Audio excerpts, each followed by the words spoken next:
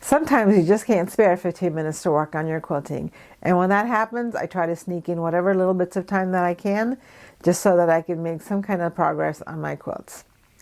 For this video, I'm going to show you all the little bits of time that I snuck in to work on my Scraps on Point quilt. The key is just to keep coming back again and again as much as you can in order to be able to make progress on your quilt. Even though I'm using a very simple pattern with the squares on point, I am designing the quilt as I go, so I'm adding new fabrics to this quilt pretty much every time that I'm sewing. Each new fabric is actually changing the look and the mood of the quilt. For me, it's really exciting to see this quilt progress and change over time, and I hope that you too are finding inspiration in seeing all these changes. Today is day 16 of the 15 Minutes to Quilt Challenge. I hope you get a chance to sew along with me so you can win prizes. Stay tuned for the secret word of the day. Let's get started. I'm going to show you some variations of the quilt layout using this on point quilt. In this layout, I have alternated the lights and the darks, so it makes it a little bit less scrappy looking, but there's a large variety of fabrics and colors. To make it a little bit less scrappy looking, I can choose the colors on this quilt and just use the pinks and the purples in the dark spaces and let the lights continue to be whatever color. Or I could do it the opposite way, where I could add just one particular color for the light squares and then different colors for the darker fabrics.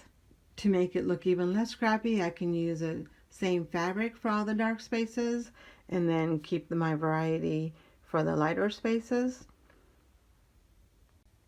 And here, this one is even less scrappy looking because it has the same color in all of the lighter spaces. I can do the same with the setting triangles. If I make them all the same, that will add some more cohesiveness to the quilt.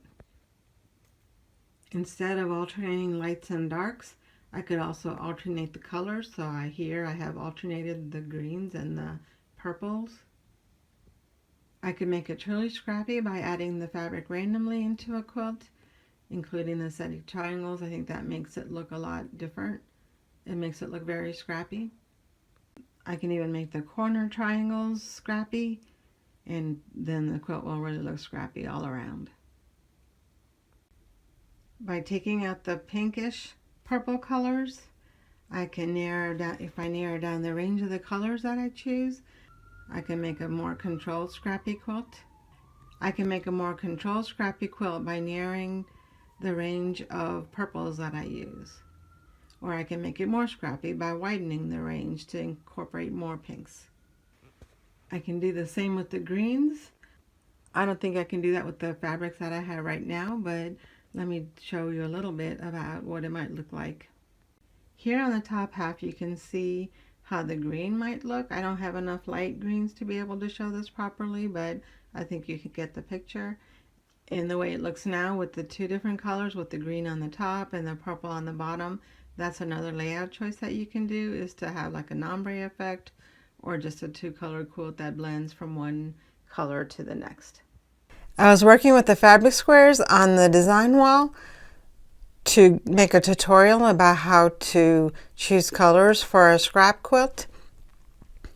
And I was working on a small number of squares so that it wouldn't take me very long to rearrange and arrange.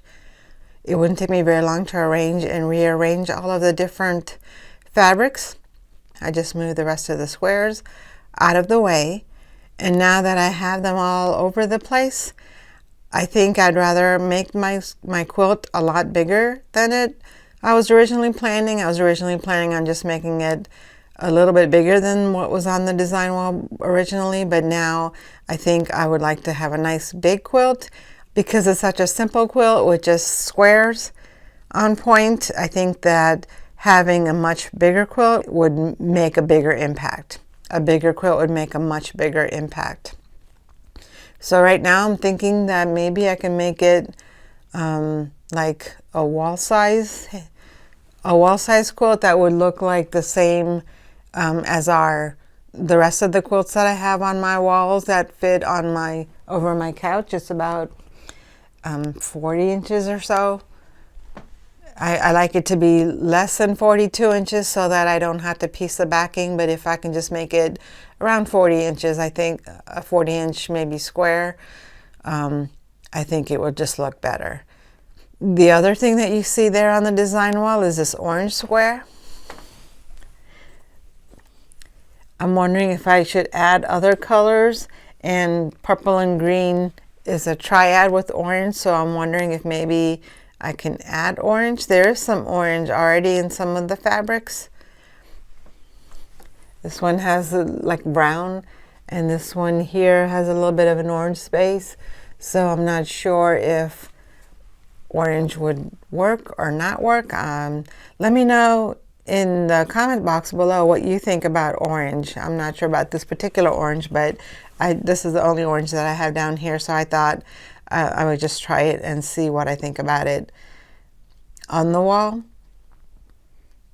But I think adding orange would really make this quilt different from the other quilts that I have made this year. So basically, the fact that I'm making this quilt that much bigger means that I had to cut a lot more fabric. So let's get started.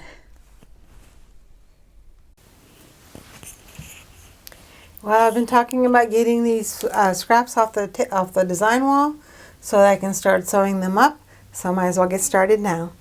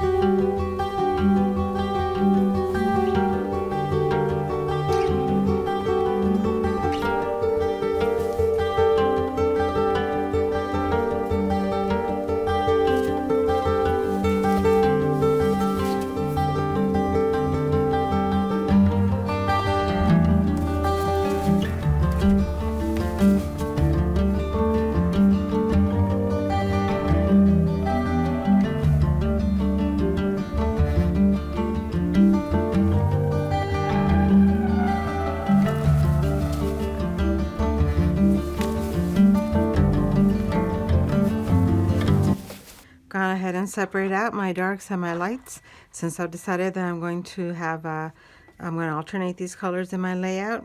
This is going to make it look a little bit different from the scrappy pajama quilt, which only has a few fabrics and will be more of a scrap layout. And this one, if I alternate the lights and the darks, I'll just make it look a little bit different from that other quilt. So here's where we left off on the 15 minutes to quilt on point scrap quilt. I have a row of blocks that I have some squares that have already been sewn together. I have a chain of squares that have already been sewn together into pairs.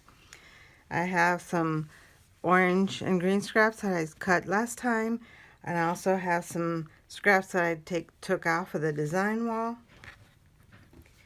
So there's plenty of things to get me started.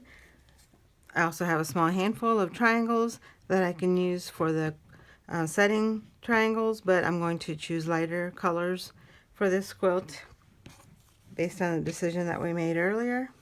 So now I have plenty to get me started, and I'm just going to sew some more pairs together. I'm going to separate these into lights and darks and then just get started sewing more pairs together.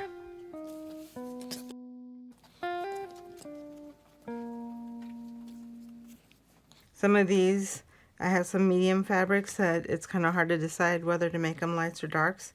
And I could choose more lighter colors so that the mediums can become darks. But I think I'm going to go ahead and just keep the scrappy look.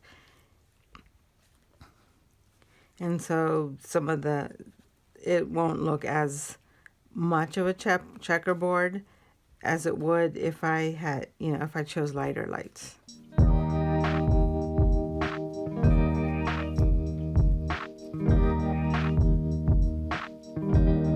This fabric with all the white in it is the hardest one, I think, to choose because it has dark and light at the same time.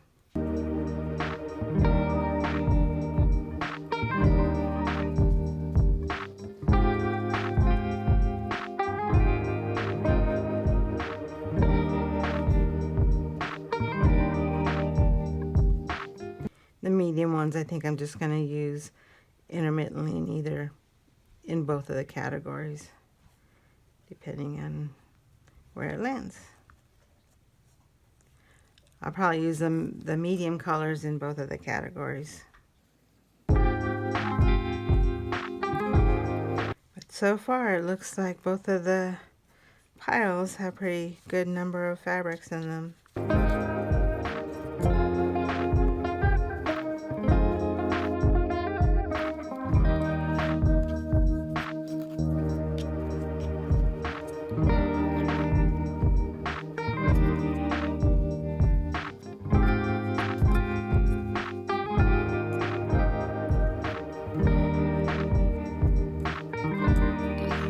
The secret word for today is slop, in honor of Merriam-Webster's word of the year, probably about AI. I made some vegan sloppy joes and they were delicious. Yes, it does seem like there's more lighter fabric now than the darker ones. I may either turn some of these into darker ones, or something else I could do is just go ahead and sew these up, and then once I'm done with these, then I can cut some more darks to go with the pile. So today I'm going to do some more sewing into pairs, and I probably will just get started sewing the pairs into quadruplets, into pairs of 4 into 4s. I'll go ahead and start sewing and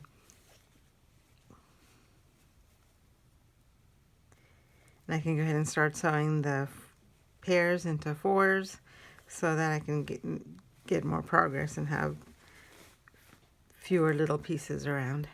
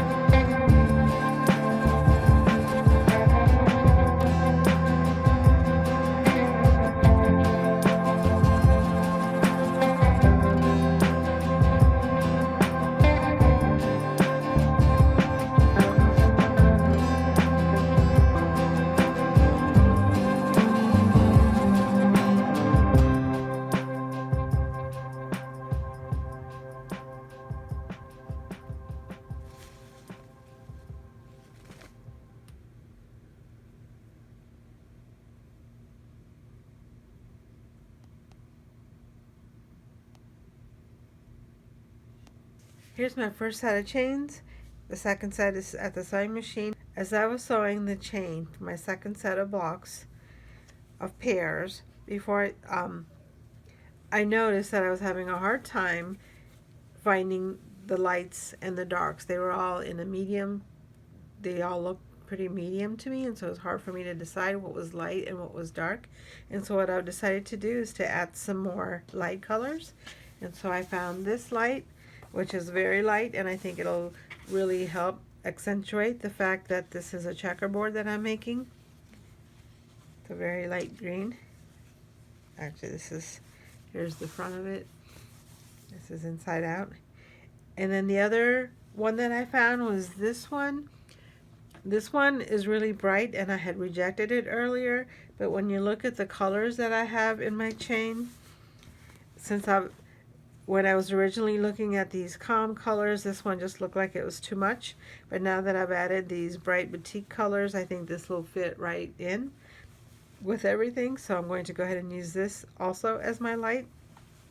Also, I was thinking about what colorways I'm going to use when I was adding the oranges. A lot of people told me not to overdo the orange, and so I'm thinking about making it maybe half green, and then the orange and the purple can take over can use up the other half. And so I put away all my orange fabric to make sure that I wouldn't use that again. So in addition to that, I'm also adding some other fabrics this is leftovers from the Tropical Fish project, and I thought that this quilt would be a nice addition for that. It'll be a great way for me to use up these scraps instead of having to put them away. And also I think it's a great way for me to combine the fabric, because I like to use fabric from other projects into future projects. And I'm just going to continue adding more and more as I go along, so this quilt just continues to change over time as I add more fabric. I think I'm going to call this quilt Stone Soup because of all the additions. It's going to keep morphing as I keep adding more fabric to this quilt. Because it's a big quilt, it's going to need lots of new fabric, and I'd rather just use as many scraps as I can, and hopefully I can eventually, not today, but eventually I will go into my scrap boxes to get some additional scraps from previous projects to help put into this quilt. So this quilt colorway is just going to continue to change, and it'll be interesting to see what we wind up with at the end. So yeah, let me do some cutting then.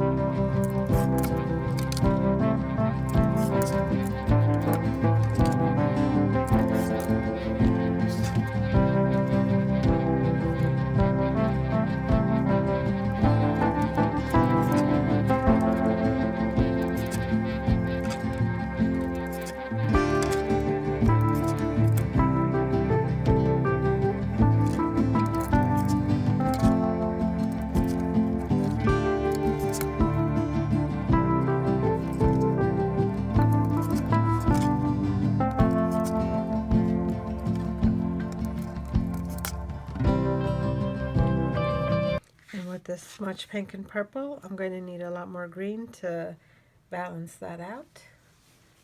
I'm going to use this green and this green. I just want to use this one up, actually. I think I use this one for the fish, I'm not sure.